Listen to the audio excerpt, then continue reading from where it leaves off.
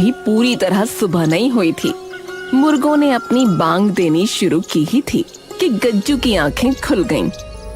गज्जू उत्तर प्रदेश के एक छोटे से गांव का सीधा साधा किसान था, जो अपनी पत्नी सावित्री और 2 बच्चों के साथ रहता था।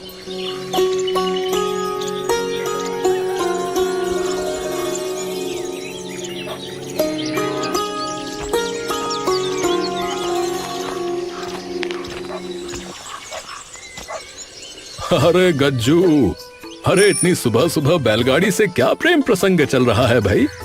इसे ऐसे सवार रहा है जैसे दुल्हन को सजाता है कोई है।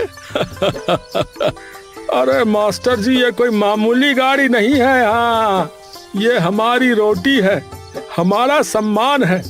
देखो कैसे चमक रही है। हाँ हाँ, चमक तो रही है भाई, पर इतना प्रेम का है? कुछ खास बात है क्या? अरे फसल पक गई है मास्टर जी, अब बस कटाई बाकी है। इस बार इतना गेहूं होगा कि सारा कर्जा उतर जाएगा।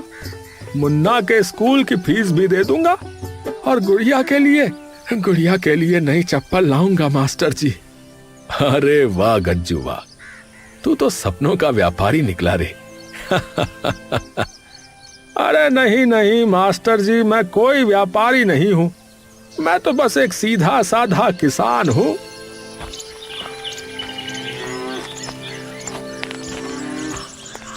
तभी उसकी पत्नी सावित्री भी उठकर बाहर आ गई। अरे, आप अकेले अकेले उठकर बाहर आ गए? मुझे उठा लेते, कम से कम आपके लिए चाय तो बना देती। अरे तो आप बना दो ना मेरी रसमलाई। आप भी ना सुबह सुबह शुरू हो जाते हो। रुको, चाय लाती हूँ।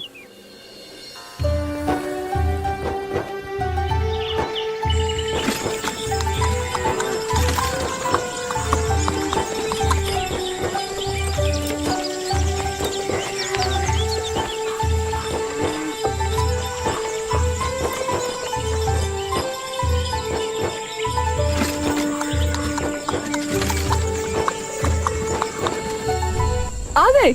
बैलों को चारा डाल दिया? हाँ, डाल दिया। तू रोटियां सेक ले, मैं हाथ मुंह धो लूं।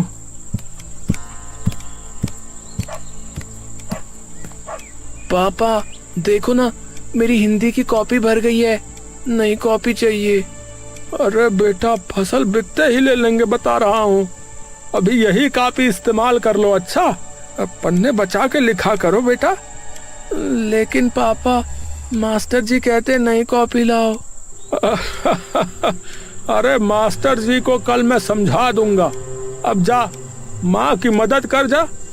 पापा, आज रात को क्या खाएंगे? अरे तेरी माँ के हाथों की रोटी और साग, मजा आ जाएगा बेटी। पापा, आज स्कूल में मीना ने बताया कि वो बिरयानी खाती है। बिरयानी क्या होती है? मीठी होती है? अरे बहुत स्वादिष्ट होती है बिटिया। अरे उसमें चावल होते हैं, मसाले होते हैं। कभी पापा दिलाएंगे। अच्छा, जल्दी लाना पापा, मैं भी मीना को बताऊंगी कि मैंने भी बिरयानी खाई। सावित्री चूल्हे के पास बैठी रोटियां सेक रही थी। उसे पता था कि घर में आटा भी 2 दिन का ही बचा है, बिरयानी तो दूर की बात थी।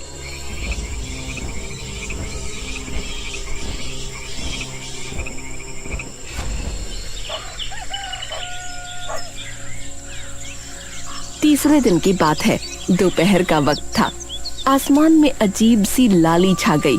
गज्जू खेत में था। अचानक हवा के झोंकों ने रफ्तार पकड़ी, फिर तेज और तेज।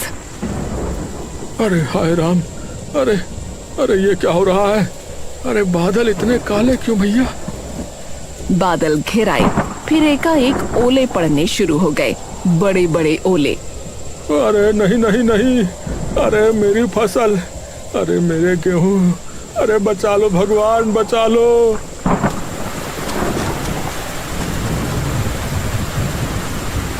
अपने शरीर से फसल ढकने की कोशिश करने लगा, लेकिन ओले कहाँ रुकने वाले थे। उसके सिर पर, पीठ पर चोट लगी, वो गिर पड़ा। आधे घंटे तक ये सिलसिला चलता रहा, फिर अचानक थम गया। गज्जू उठा, चारों ओर देखा, उसका खेत बर्बाद हो चुका था। गेहूं के पौधे टूटे पड़े थे, बालियां कीचड़ में मिल गई थीं। वो घुटनों के बल बैठ गया, आवाज नहीं निकली, आंखों से आंसू बहने लगे। क्यों क्यों भगवान, क्यों? मैंने क्या पाप किया था भगवान? ये फसल ही तो थी हमारी आखिरी उम्मीद। अब क्या होगा भगवान, अब क्या होगा?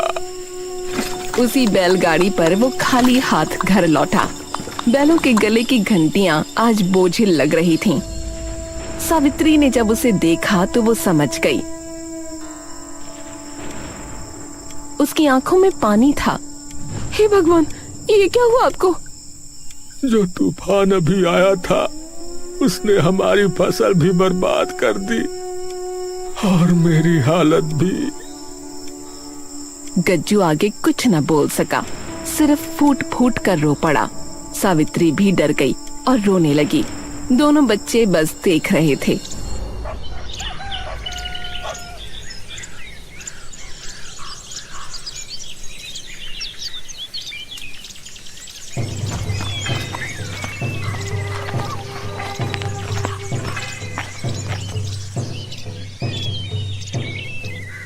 अरे गज्जू, बैठा है क्या? अरे सुन तो। मालिक, आइए आइए बैठिए। अरे बैठने का टाइम नहीं है, 2 साल से ब्याज पे ब्याज चढ़ रहा है। मेरे पैसे कब देगा ये बता। मालिक थोड़ी सी मोहलत दे दीजिए, सारी फसल बर्बाद हो गई। कुछ और काम ढूंढ लूंगा, मजूरी करूंगा मालिक। काम ढूंढेगा? अरे खेती के सिवा तू और क्या कर सकता है रे? सुन, 3 महीने में पैसे नहीं दिए तो जमीन पर कब्जा कर लूंगा, बता रहा हूं। मालिक जमीन ही तो हमारी पूंजी है, उसे मत लीजिए मालिक। अरे चुप, 3 महीने, फिर देख लेना, जो करना है कर लेना। साहूकार चला गया। गज्जू वहीं खड़ा रहा। अब क्या होगा गज्जू? जमीन चली जाएगी तो हम कहाँ जाएंगे? ये गाड़ी मेरे पिताजी की थी, दादा की थी। इन बैलों ने कितनी फसलें ढोई, आज लगता है सब खत्म हो जाएगा। कुछ नहीं खत्म होगा। तुम हो, मैं हूं, बच्चे हैं, साथ मिलकर लड़ेंगे। घर में निराशा छाई हुई थी। तभी मुन्ना गज्जू के पास आकर बैठ गया और बोला, पापा, मैं स्कूल नहीं जाऊंगा कल से। अरे क्यों बेटा, क्या हुआ? पढ़ाई से क्या होगा? मैं काम करूंगा, मजदूरी करूंगा, आपको पैसे दूंगा। अरे ये तू क्या बक रहा है? मैंने सोच लिया है, गुड़िया भूखी रहती है, माँ रोटियों में चौकर मिलाती है।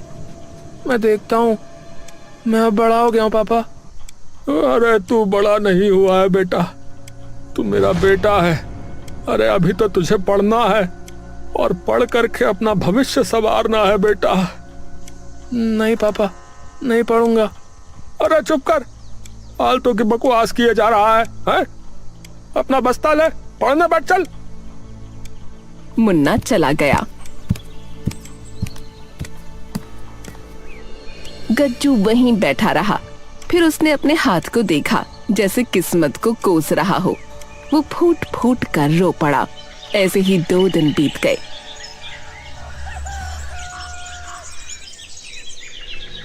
घर में अनाज लगभग खत्म हो गया।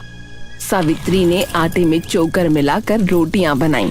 बच्चों को पता न चले, इसलिए वो रोटियां पतली बेलती ताकि ज्यादा दिखें। हे भगवान, कुछ तो दया कर, कुछ तो रास्ता दे।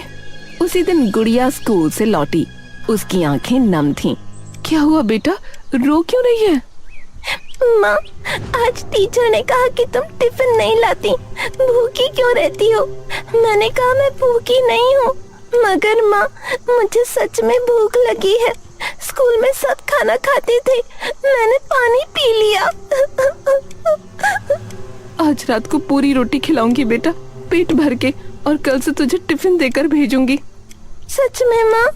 हाँ बेटा, सच में। गज्जू बरामदे में बैठा ये सुन रहा था।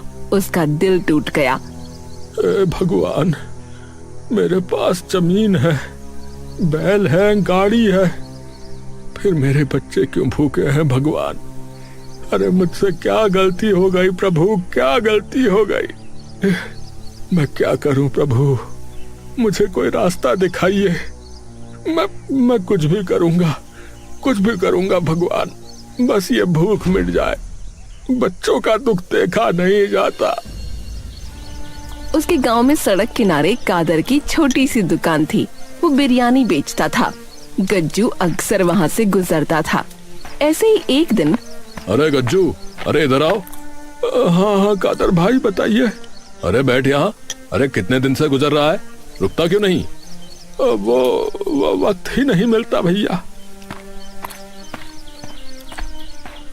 कादर भाई ने एक प्लेट में बिरयानी परोसी। चावल की खुशबू, जायफल, इलायची की महक, गज्जू की आंखें खुल गईं। अरे भाई, अरे पैसे नहीं है मेरे पास। अरे पैसों की बात मत करो, खाओ, दिल खोल के खाओ। अरे वाह वाह, अरे ये क्या है कादर भाई? अरे बिरयानी है भाई, असली लखनवी बिरयानी। भैया सच बता रहा हूँ, इतनी स्वादिष्ट चीज मैंने आज तक नहीं खाई। हाँ भैया, वो तो है। अच्छा गज्जू, तू क्यों नहीं बेचता बिरयानी?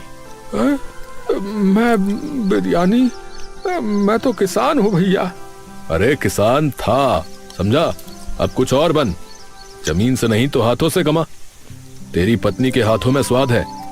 मैंने उनकी बनी साग रोटी खाई है भैया।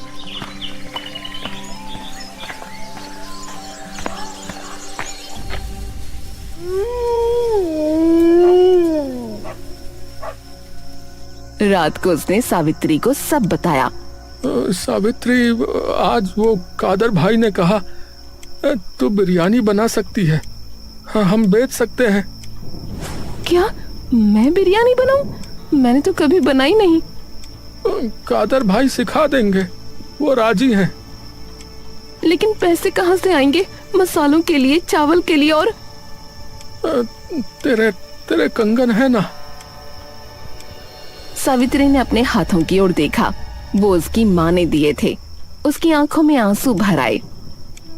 कल बेच आना इन्हें। सावित्री मुझे माफ कर दे। ऐसा ना बोलो, ये कंगन तो तुम्हारे काम आएंगे, हमारे बच्चों के काम आएंगे। इनका सही इस्तेमाल होगा।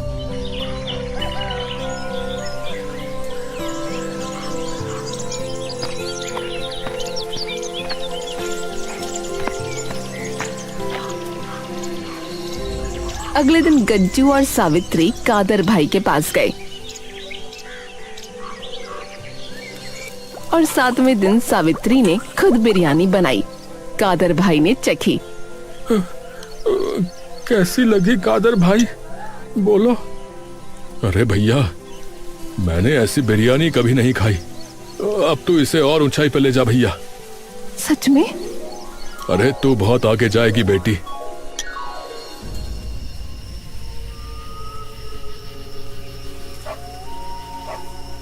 उस रात गज्जू ने अपनी बैलगाड़ी को देखा।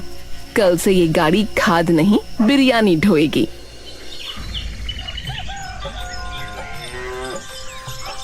अगली सुबह गज्जू ने बैलगाड़ी को खूब साफ किया।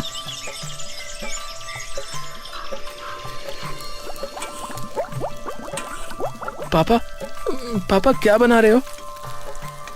पापा, बैलगाड़ी इतनी साफ क्यों? अरे बेटा, आज से ये गाड़ी खेत नहीं जाएगी, ये बाजार जाएगी। हाँ, बिरयानी बेचने। वही बिरयानी जो मीना खाती है? हाँ बेटिया, वही, और वो भी तुम्हारे माँ के हाथ की, सबसे स्वादिष्ट। माँ, तुम तो कमाल हो। पापा, मैं भी मदद करूं क्या? अरे क्यों नहीं बेटा, अरे तुम बताओगे लोगों को, कि हमारी बिरयानी कितनी अच्छी है। पापा मैं ना सबको बता दूंगा।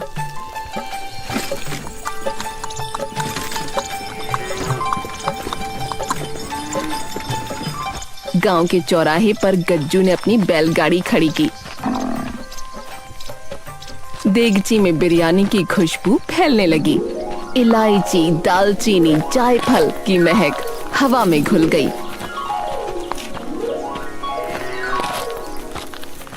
एक घंटा बीता, 2 घंटे बीते, कोई नहीं आया।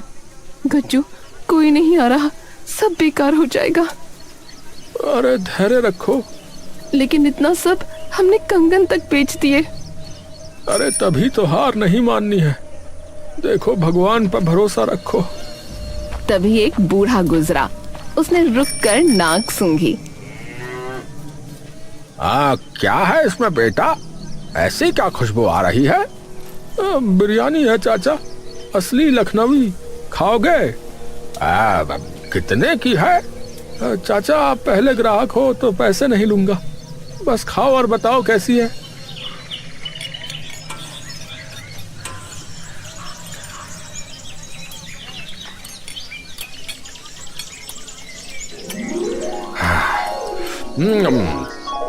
बेटा ये तो वैसी ही है जैसी मैंने लखनऊ में खाई थी।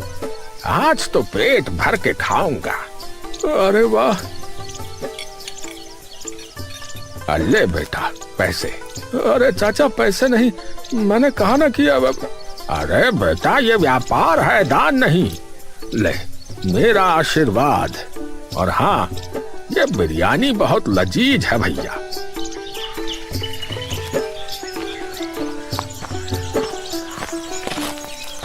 धीरे धीरे लोग आने लगे। किसी ने सुना, किसी ने देखा, किसी ने सूंघा। बिरयानी की खुशबू ने पूरे चौराहे को महका दिया। एक आदमी आया, दूसरा आया, तीसरा आया। भीड़ लग गई। भैया 1 प्लेट कर दो, जल्दी करो जरा, मेरी बस जाने वाली है। भैया 2 प्लेट पैक कर देना, घर ले जानी है। बहन 1 प्लेट में मेरे बच्चों के लिए दे दो, पर मसाला कम रखना। हाँ लीजिए लीजिए, सबको मिलेगा। धीरे धीरे आइए। गज्जू देगची खाली हो रही है। पापा पैसे इतने हो गए, गिनती नहीं हो रही। शाम ढलने लगी, सूरज डूबने को था।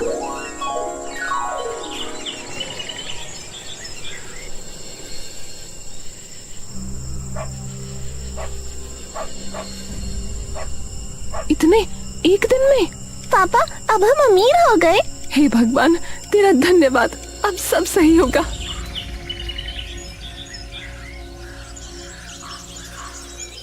अब गज्जू रोज बिरयानी का ठेला लगाने लगा। सुबह 4 बजे उठना, मसाला पीसना। सावित्री के हाथों का जादू हर दिन नए ग्राहक बना रहा था। 1 महीने में ही नाम हो गया। लोग दूर दूर से आते। अरे भाई साहब सुनिए, वही बैलगाड़ी वाली बिरयानी खानी है। पता है आपको कहाँ मिलेगी? दिखाना जरा। अरे भाई साहब हमने सुना है कि इस बिरयानी में कुछ ऐसा मसाला है जो एक बार खाए बार बार खाने को जी चाहे। अरे आइए आइए भाई साहब, आज खास चिकन बिरयानी है, पहली बार ट्राई कर रहे हैं। लेकिन जहाँ मिठास है वहाँ कड़वाहट भी आती है।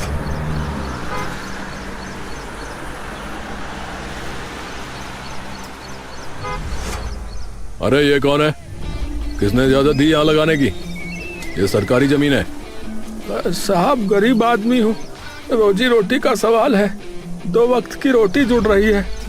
अरे रोजी रोटी बिना लाइसेंस के व्यापार, जुर्माना होगा। कल से यहाँ नहीं लगाना, समझे? गज्जू के पांव तले जमीन खिसक गई। सारे ग्राहक चुप देख रहे थे। तहसीलदार जीप में बैठकर चला गया। उस रात घर में मातम छा गया। बस अब सब खत्म। जब सरकार ही दुश्मन बन जाए तो क्या होगा? क्यों डरते हो गज्जू? लाइसेंस बनवा लो ना, सही काम कर रहे हो, किसी का बुरा नहीं कर रहे। कानून हमारे साथ है। लाइसेंस वो कहाँ से आएगा? अरे पैसे चाहिए, चक्कर चाहिए। चक्कर लगाओगे तो ही तो मिलेगा। उठो, कल सुबह तहसील चलो।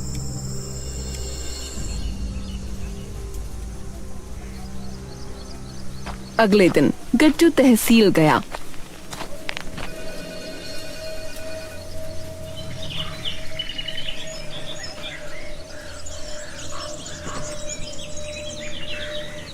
लो गज्जू भाई, लाइसेंस। अब कोई नहीं रोक सकता। बाबूजी, आपका बहुत बहुत धन्यवाद। आपने मेरी मेहनत को कानूनी ढाल दे दी।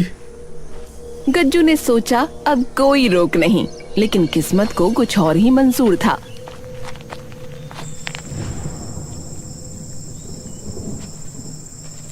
एक रात गज्जू गहरी नींद में सोया था। अचानक खटपट की आवाज सुनाई दी। वो उठ गया। कौन कौन है? कौन है वहाँ? कौन है? देखा तो उसकी बैलगाड़ी पर बर्तन बिखरे थे। मसालों की पोटली गायब थी और जो पैसे उसने कमाए थे वो डिब्बा खाली पड़ा था। वो जमीन पर गिर पड़ा। अरे अरे नहीं, अरे नहीं नहीं, अरे मेरी कमाई, मेरे मसाले, अरे किसने किया ये?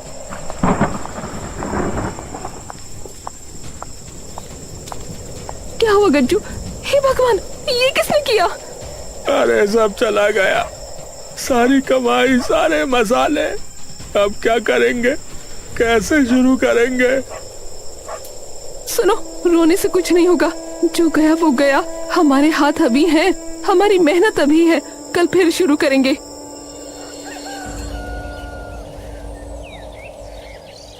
अगली सुबह गज्जू उदास बैठा था। तभी उसने देखा उसके दरवाजे पर भीड़ जमा है। कादर भाई सबसे आगे थे। अरे गज्जू, ये लो 2 किलो चावल मेरी तरफ से। अरे ये लो भाई, मेरी तरफ से सारे मसाले, ब्रांड न्यू। ये लो, कुछ पैसे रख लो शुरू करने के लिए। पूरा गांव तेरे साथ है। बहन, मेरे बर्तन ले लो जब तक नए नहीं आते। अरे गज्जू भैया, अरे हमारे बैल तुम्हारे हैं भैया, जब चाहे ले जाओ। अरे तुम सब, अरे मैं क्या कहूँ, मैं कैसे चुकाऊंगा ये कर्ज? अरे कुछ नहीं कहना बेटा। हाँ, तू हमारे गांव का बेटा है। तेरी बिरयानी ने हमारे गांव का नाम रोशन किया है और हम तेरे साथ हैं बेटा, हमेशा। उस दिन गज्जू ने ठान लिया कि अब कोई ताकत उसे नहीं रोक सकती। समय बीता।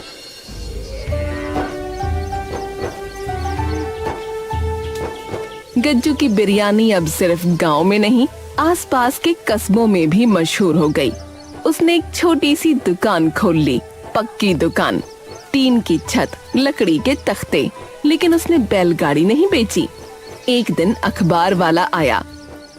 गज्जू भाई, आपकी कहानी छापनी है।